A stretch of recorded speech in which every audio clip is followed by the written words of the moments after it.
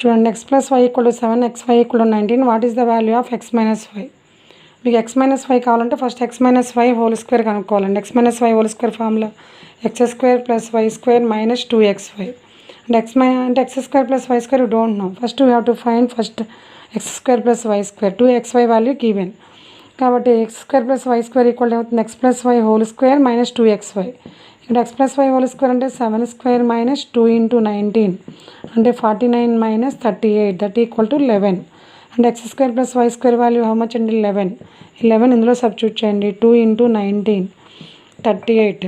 11 - 38 అంటే -27 వస్తుంది. కాబట్టి ఒకవేళ ఆన్సర్స్లో కాంట్ పాసిబుల్ అంటే పెట్టచ్చు x - y వాల్యూ. అంటే x - వాల్యూ √-27. ఇక్కడ ఆన్సర్స్లో ఆప్షన్స్లో కాంట్ పాసిబుల్ ఉండేది పెట్టవచ్చు. లేదా ఐలో ఉంటే మాత్రం ఇమాజిన్ నెంబర్స్లో ఉంటే మాత్రం i √27 పెట్టాలండి. ఉన్న ఆప్షన్ బట్టి ఆన్సర్ ఇవ్వాలి.